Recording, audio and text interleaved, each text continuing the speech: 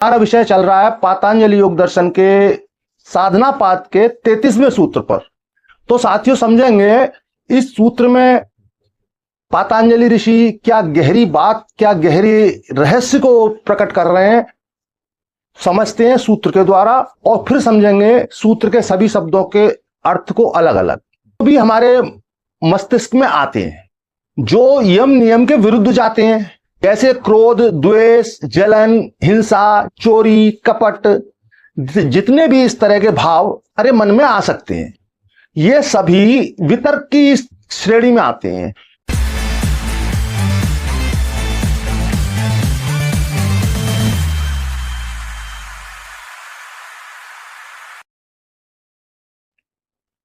साथियों, मैं योगी हमदर्द गिरी आप सभी के चैनल योगी हमदर्द गिरी में स्वागत करता हूं। आप सभी को बहुत बहुत प्रेम। साथियों, हमारा विषय चल रहा है पातंजलि योग दर्शन के साधना पाद के 33वें सूत्र पर। तो साथियों समझेंगे इस सूत्र में पातंजलि ऋषि क्या गहरी बात, क्या गहरी रहस्य को प्रकट कर रहे हैं, समझते हैं सूत्र के द्वारा और फिर समझेंगे सूत्र के सभी शब्दों के अर्थ को अलग अलग। तो यहां पर पातंजलि ऋषि कह रहे हैं वितर्कवाद ने प्रतिपक्ष भावनम।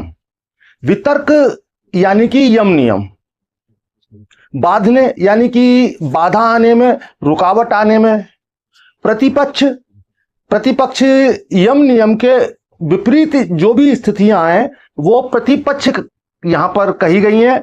भावनम यानी कि उन भावनाओं को लाना चाहिए। तो साथियों इस सूत्र में पूरा हमारा मनोविज्ञान समाया हुआ है।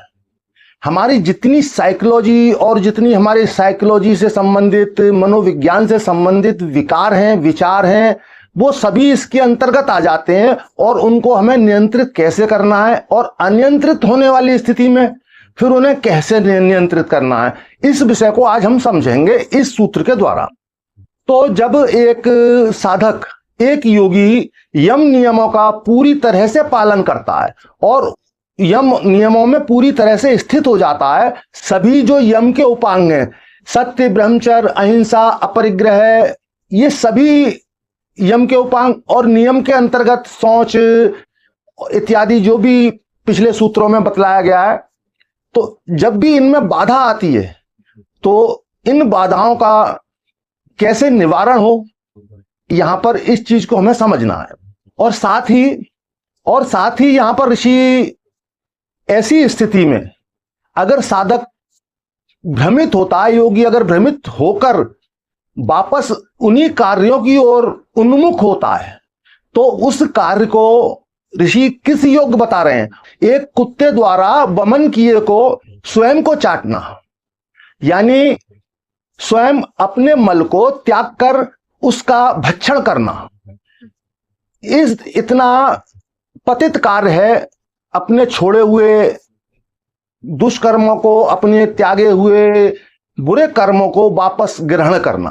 तो यहां पर उपाय बता रहे हैं ऋषि कि कैसे हमें उन स्थितियों में जब हमारे विचार भ्रमित होते हैं अपने आप को संतुलित करना है और अपने आप को संतुलन में लाके नियंत्रण में लाना है। मनोविज्ञान कहता है हमारा मस्तिष्क, हमारा माइंड एक बार में दो विरोधी कार्य नहीं कर सकता। एक साथ दो विरोधी विपरीत कार्यों की एक साथ करना संभव नहीं है। जैसे अंधकार को हटाने के लिए, अंधकार को उलीचने से अंधकार दूर नहीं होगा, अंधकार दूर होगा मात्र एक दीपक जला देने से। तो यहां पर यह सूत्र यही कहता है अंधकार रूपी विचारों को हटाने के लिए हमें प्रकाश रूपी भाव को लाना पड़ेगा। एक ऐसे भाव को जिसके प्रकाश में सभी कुछ स्पष्ट हो जाए और जो हमें भ्रमित करता है उससे हम सावधान हो जाएं और ऐसी स्थिति से बच सकें।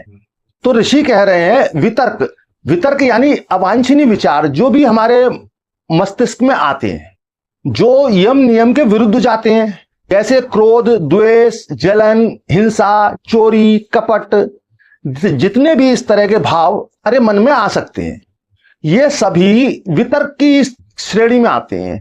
तो जब भी इस तरह के भाव आते हैं तो हमें इनके विपरीत भावों की ओर जाना चाहिए। प्रतिपक्ष यानी कि उल्टा, हिंसा का प्रतिपक्ष करुणा, झूठ का प्रतिपक्ष सत्य, चोरी का प्रतिपक्ष ईमानदारी, उप का प्रतिपक्ष संतोष, राग का प्रतिपक्ष समत्व। मान लीजिए आपको किसी ने अपमानित किया, मन में क्रोध आ रहा है, बदला लेने की भावना जागृत हो रही है, तो ऐसी अवस्था में आप उसके मनोस्थिति को समझें, उस व्यक्ति की मनोस्थिति का अध्ययन करें। जब आप ऐसा करेंगे तो पाएंगे कि वह एक दुखी आत्मा है, स्वयं से दुखी है। जो स्वयं से दुखी है वो किसी अन्य को कष्ट पहुंचा रहा है, उसे इस चीज का कोई भान नहीं है, उसका अज्ञान है। जब आप इस बात को ठीक से समझ जाते हैं कि जो विपरीत कर्म, जो आपके दुष्कर्म, जो आपके लिए अपमानित करने वाला कर्म कोई आपके साथ कर रहा है, तो वो स्वयं कितना एक बेचारा व्यक्ति है, एक ऐसी अज्ञान की अवस्था में कि एक अज्ञानपूर्ण कार्य कर रहा है। जब आप उसकी बेबसी को, इस स्थिति को समझ जाएंगे, समझ पाएंगे, तो आप इस विचार से मुक्त हो जाएंगे कि आपको बदला लेना है। क्योंकि बदला किससे लेना है आपको? जैसा कि अभी हम पूरे योग दर्शन में पढ़ते आ रहे हैं, समझते आ रहे हैं कि वास्तविक जो भी हम देखते हैं वो सब कुछ है नहीं। दुनिया, संसार मिथ्या है। इन स्थूल आंखों से हम जितना भी देखते हैं, जितना भी देख पाना हमारी स्थूल आंखों से संभव है, वो मात्र हमारा भ्रम है।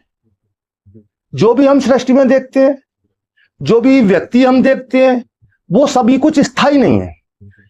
मात्र व्यक्ति के विषय में इस बात को कहा जा रहा है। अब समझिए विचार, जिस तरह से आपके विचार आपके मन में स्थायी नहीं होते, इसी तरह किसी दूसरे के मन में उसके विचार स्थायी नहीं होते। जब कोई आपको अपमानित करते हैं तो उस समय जो विचार हैं, संभव है कुछ क्षण बाद उसे पश्चाताप हो, बाद में उसे आत्मग्लानि हो कि आपका उसने अपमान किया और आपने उन्हें कुछ भी नहीं कहा और आप शांत रहे। और यहां आपका शांत रहना आपकी विजय, आपकी यम नियमों पर दृढ़ स्थिति है। तो साथियों, आज का वीडियो आप ठीक से समझ पाए होंगे, मैं ठीक से समझा पाया हूँगा। फिर भी समझने में या समझाने में कहीं कोई चूक हुई है तो आप कमेंट बॉक्स में हमेशा की तरह कमेंट लिख सकते हैं। और साथियों, अधिक से अधिक इस वीडियो को शेयर करें, लाइक करें, कमेंट करें। इसके साथ ही आज का वीडियो यहीं समाप्त करूंगा। आप खुश रहें, मस्त रहें, तंदुरुस्त रहें। भौतिक जीवन में सभी कुछ अचीव करते हुए आध्यात्मिक स्तर पर बहुत गहरी अवस्थाओं को प्राप्त करें, गहरी गहरी समाधियों को प्राप्त करें, अनुभूति करें और आध्यात्म के शिखर तक पहुंचें। इसी अभिलाषा और कामना के साथ आप सभी को बहुत बहुत प्रेम।